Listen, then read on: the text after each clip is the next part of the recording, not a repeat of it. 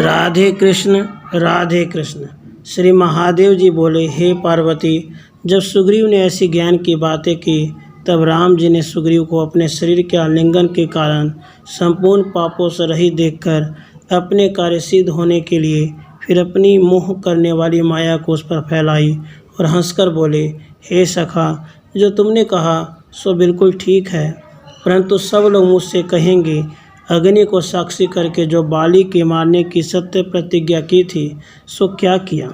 सो मेरी यह निंदा संसार में फैले बिना नहीं रहेगी। हे सुग्रीव, तुम बाली के यहाँ जाकर उसे युद्ध के लिए ललकारो, इसी में तुम्हारा भला है। मैं एक ही बाण से उस बाली को मारकर तुझे किष्किंधा का राज तिलक कर दूंगा। यह सुन सुग्रीव ने कहा, बहुत अच्छा। तुरंत किष्किंधा के बगीचे में चला गया और वहाँ भयंकर शब्द कर उस बाली को युद्ध के लिए बुलाने लगा। भाई के शब्द को सुनकर बाली अपने आँखों को क्रोध से लाल लाल करके शीघ्र बाहर निकला। वहाँ आया जहाँ सुग्रीव राह देख रहा था। उसके सन्मुख आते ही सुग्रीव ने तुरंत उसकी छाती पर एक घूंसा जमाया। फिर बाली ने भी क्रोध में भरकर सुग्रीव के दोनों हाथों से घूंसे जमाए। फिर सुग्रीव ने बाली को मारा। इस प्रकार क्रोधित हो पैंतरे बदल बदल कर युद्ध करने लगे, परंतु उन दोनों का एक स्वरूप देखकर रामचंद्र जी को बड़ा आश्चर्य हुआ, इसमें बाली कौन सा है, सुग्रीव कौन सा है। उन्होंने इस शंका से कहीं धोखे में सुग्रीव न मारा जाए, अपने बाण को उस पर नहीं छोड़ा। फिर सुग्रीव मुख से रक्त गिरता हुआ भय से व्याकुल भाग आया और उधर बाली भी अपने घर चला गया। वहाँ आकर सुग्रीव ने राम जी से कहा, हे राम, भाई रूपी शत्रु से तुम मुझे क्यों मरवाना चाहते हो। हे प्रभु, जो तुम्हारी इच्छा मेरे मारने को ही है तो तुम ही मुझे मार डालो। हे रघुनंदन, तुम तो सत्यवादी और शरणागत वत्सल बनते हो। पहले मुझे भरोसा दिलाकर भला, अब तुम मुझे क्यों त्यागते हो। सुग्रीव का वचन सुनकर राम जी के नेत्रों में आंसू भर आए। उन्होंने सुग्रीव को छाती से कहा, डर मत, मैंने तुम दोनों का एक स्वरूप देखकर मित्रघात की शंका से कहीं तू न मारा जाए बाण नहीं छोड़ा। अभी मैं तेरे एक चिन्ह किए देता हूँ जिससे आगे को भ्रम न हो, तो फिर जाकर शत्रु को ललकार, अब की बात तो बाली को मरा ही हुआ देखेगा। हे राम, मैं राम हूँ, झूठ नहीं बोलता, मेरी बात पत्थर की लकीर है। तेरी सुगंध खाकर कहता हूँ, तेरे बैरी बाली को एक बात की बात में मार अलग करूँगा। इस प्रकार उन रामचंद्र जी ने सुग्रीव को ढांढस बंधाकर लक्ष्मण जी से कहा, सुग्रीव के गले में खिले हुए पुष्पों की माला पहनाकर सुग्रीव को बाली के पास लड़ने के लिए विदा कर दो। लक्ष्मण जी ने भगवान के आज्ञा अनुसार सुग्रीव के गले में माला पहनाई, बड़े आदर प्रेम से कहा, जाओ। सुग्रीव को भेज दिया। उस सुग्रीव ने जाकर वैसा ही किया। एक बड़ा अनोखा शब्द करके बाली को बुलाया। यह बोल सुनकर बाली को बड़ा अचरज हुआ और बड़े भारी क्रोध में भरकर अपनी कमर अच्छी तरह कसकर जाने के लिए तैयार हुआ। जाते समय बाली को तारा ने हाथ पकड़कर मना किया, अब तुम्हें नहीं जाना चाहिए, और जल्दी से फिर युद्ध करने को लौट आया। जान पड़ता है उसे कोई बलवान हिमायती मिल गया, सो वह सुग्रीव के संग आया है। यह सुन बाली ने तारा से कहा, हे सुंदर भरकुटी वाली, तो इस खूट को त्याग दे, इन बातों में क्या धरा है। सुग्रीव को कोई सहायक मिल गया और हे प्यारी, मेरा हाथ छोड़कर घर में बैठ, मैं तो शत्रु से भिड़ने जाता हूँ और उसे मार कर अभी आता हूँ। हाल ही तो उसका कोई हिमायती है नहीं, और जो सुग्रीव का हिमायती होगा भी तो दोनों को मार एक क्षण भर में आऊँगा। हे सुंदरी, मैं उसे मार कर लौट आऊँगा, तू भरोसा रख। तारा ने कहा, महाराज मेरी एक बात और सुन लो, और सुनकर जो तुम्हें ठीक जचे सो करना। देखो पुत्र अंगद शिकार खेलने गया था, सो वह कुछ चर्चा सुनाया, उसकी कही सुनती कहती हूँ। दशरथ के पुत्र अयोध्या के राजा श्रीमान रामचंद्र अपने भाई लक्ष्मण और अपनी भार्या सीता समेत ऋष्यमुख पर्वत पर आकर सुग्रीव से मिले हैं। उन्होंने अग्नि को साक्षी करके उनसे मित्रता करी है। यह निश्चय करके वे दोनों आए हैं। यह बात पत्थर की लकीर है। अगर यह बात न होती, सुग्रीव अभी तो हार कर गया था, अभी फिर आ जाता, यह नहीं हो सकता।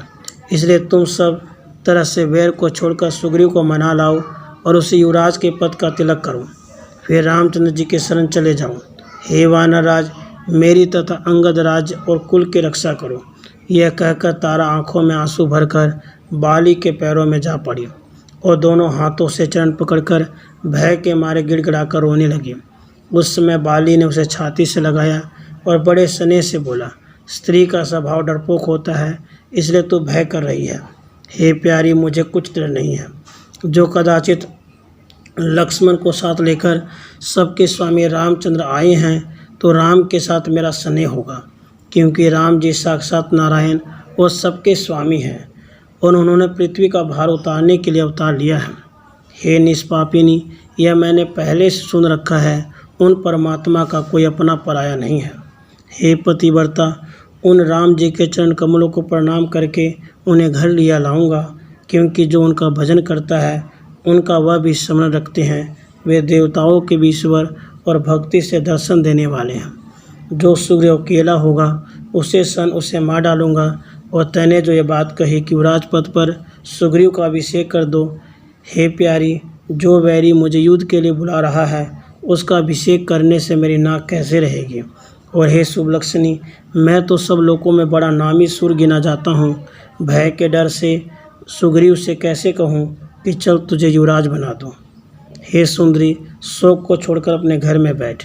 इस प्रकार शोक करती और रोती हुई तारा को समझा बुझाकर सुग्रीव को मारने के लिए तैयार होकर विदा हुआ। गले में पुष्पों की माला पहने महापराक्रमी सुग्रीव बाली को देखकर अग्नि पतंग के समान उछला और बाली को दोनों घूंसों से मारने लगा और बाली सुग्रीव को मारने लगा। फिर सुग्रीव बाली का इस प्रकार द्वंद्व युद्ध होने लगा। सुग्रीव संग्राम युद्ध करते राम को देखते जाता था, अर्थात ऐसा इशारा करता था कि बाली को जल्दी मारो। इस प्रकार युद्ध करते हुए दोनों को देखकर प्रतापी रामचंद्र ने तरकस से बाण निकालकर उसे इंद्र के दिए धनुष पर चढ़ाया और कान तक खींचकर वृक्षों के झुंड में छिपकर बाली को अच्छी तरह देखा और फिर उसके हृदय का निशाना करके महाबली रामचंद्र जी ने अपने वज्र तुल्य और वेग से जाने वाले बाण को छोड़ा। वह बाण जाकर बाली के हृदय में लगा, जिसके मारे बाली बड़े जोर से किकियाता हुआ उछलकर ऐसे गिरा जिसके गिरने से पृथ्वी थर थर काँपने लगी।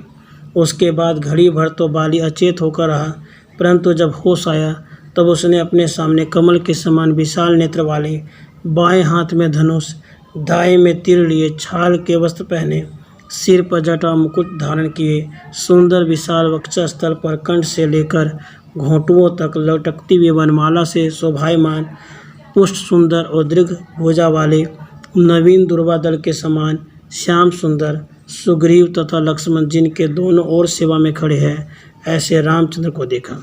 और देखकर बाली रामचंद्र को खोटी खरी कहता हुआ बोला, हे राम, मैं तुम्हारे संग क्या बुराई करी थी कि जिससे तुमने मुझे मारा। राजधर्म के बिना जाने तुमने यह निंदित कर्म किया है, वृक्षों की ओट में होकर मुझे मारा है। हे राम, चोर की तरह संग्राम करने से तुम्हें क्या यश मिलेगा। जो तुम मनुवंश के असल क्षत्रिय के पुत्र होते, मेरे सामने युद्ध करके उसका फल पाते। और सुग्रीव ने तुम्हारे संग क्या किया है और मैंने क्या नहीं किया। मैंने सुना है दंडक वन में से रावण तुम्हारे भार्या को हर ले गया है, उसी के लिए तुम सुग्रीव के शरण में आए हो। हे राम, बड़े खेद की बात है, संसार में प्रसिद्ध मेरे बल को तुम नहीं जानते। जो मैं चाहूँ तो रावण को कुल सहित बांध लाऊं और सीता सहित लंका को एक घड़ी भर में उठा लाऊं। मेरा नाम बाली नहीं तो नहीं। हे रघुनंदन, तुम तो संसार में धर्मात्मा कहलाते हो। भला यह तो कहो कि एक बानर को व्याध की तरह छुपकर मारने से तुम्हें कौन सा धर्म मिलेगा। मेरा मांस भी तो तुम्हारे भोजन के योग्य नहीं, फिर तुम मुझ वानर का मारकर क्या करोगे। जब बाली ने इस प्रकार बहुत से अनर्गल वचन कहे, तब रामचंद्र बाली से कहने लगे, मैं तो धर्म का रक्षक हूँ, इसलिए संसार में धनुष बाण लिए फिरता हूँ। अधर्म करने वाले को मारकर सधर्म की रक्षा करता हूँ। बेटी, बहन, भाई की स्त्री और कन्या, ये चारों आपस में समान हैं। जो मूर्ख इनमें से एक के साथ भी भोग विलास करता है, उसे पातकी जानना चाहिए। और राजाओं को चाहिए वे सदा पापी का वध करते रहे। और तू तो छोटे भाई की स्त्री के साथ धींगा धींगी से भोग करता है। इसलिए हे वानर, धर्म को जानकर ही मैंने तेरा वध किया है। हे वानर राज, तो वानर जाति होने से नहीं जानता है कि महात्मा जन अपने गमन से लोक को पवित्र करते हैं, इससे उनकी निंदा नहीं करनी चाहिए। अर्थात तारा ने तुझे मेरा बोध भी कराया तो भी तू न माना। उस समय तुझे चाहिए था सुग्रीव से मिलाप कर मेरे पास सीधा चला आता, सो तुमने नहीं किया। अब उल्टी मेरी निंदा का दोष का भागी बनता है। बाल यह सुनकर और राम जी को लक्ष्मीपति भगवान जानकर बड़ा भयभीत हुआ और प्रणाम कर प्रसन्न हो यह वचन बोला, हे राम, हे राम, हे महाभाग, मैंने जान लिया कि तुम परमेश्वर हो। बिना जाने जो कुछ मैंने तुमसे अनुचित कहा उसे क्षमा करना। हे प्रभु, तुम्हारा दर्शन तो बड़े बड़े योगियों को दुर्लभ है, फिर मैं तो साक्षात तुम्हारे बाण के घात से, और उससे विशेषता यह है आपके सामने अपने प्राणों को त्यागता हूँ। इस मेरे भाग का क्या कहना।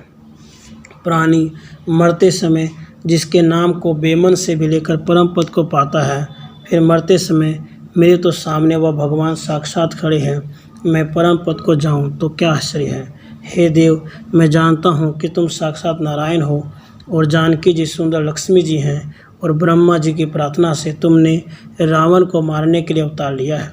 और हे राम, मैं अब तुम्हारे उत्तम पद को जाता हूँ, मुझे आज्ञा दीजिए। मेरा पुत्र अंगद मेरे ही समान पराक्रमी है, उस पर दया रखना। हे राम, अपने हाथ से मेरे हृदय को छूकर बाण निकाल दीजिए।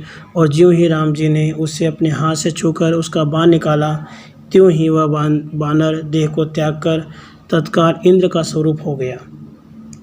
महादेव जी कहते हैं, हे पार्वती, राम के सर से पीड़ित वाली को जब रामचंद्र के सुखदायी शीतल हाथ का स्पर्श हुआ तो वह वानर देह को छोड़कर दूसरे को न मिल सके और परमहंसों को दुर्लभ ऐसे परम पद को चला गया।